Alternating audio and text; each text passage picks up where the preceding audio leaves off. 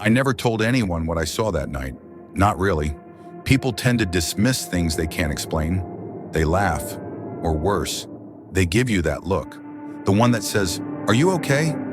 Like maybe the problem isn't what you saw, maybe it's you.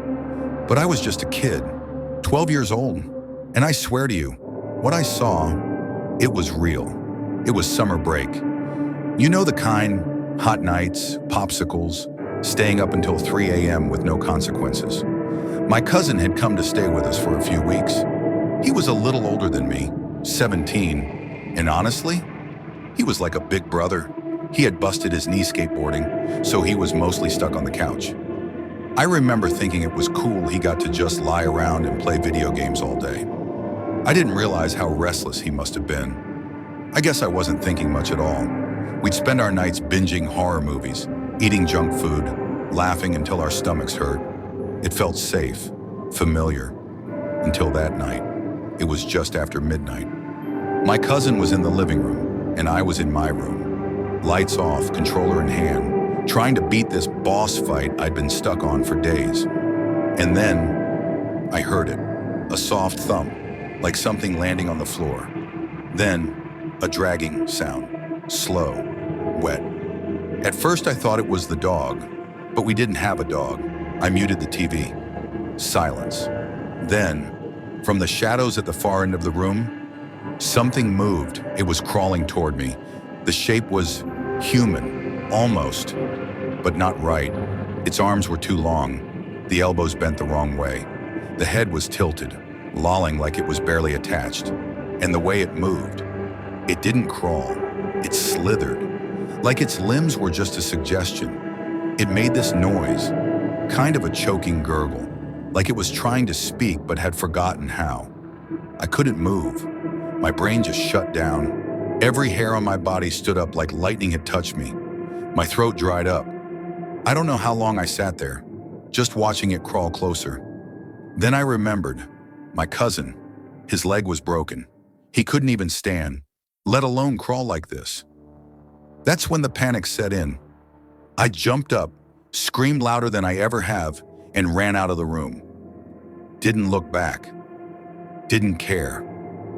I crashed into the living room, yelling for my cousin, sobbing like a little kid.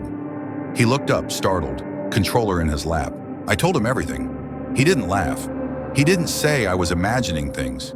He just sat there, quiet, his face pale. Eventually he muttered, "Maybe it was a dream," but I could see it in his eyes.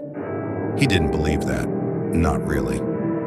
I slept on the couch that night, for the rest of that week actually. I wouldn't go near my room. I wouldn't even walk past it in the dark. My cousin didn't bring it up again. Neither did I. But something had changed. Even in daylight, that room felt off. Heavy, like the air didn't move right. Sometimes I'd catch a whiff of something rotting, just for a second. And sometimes I'd swear I heard scratching, under the bed, in the walls. I lived in that house for another 6 years.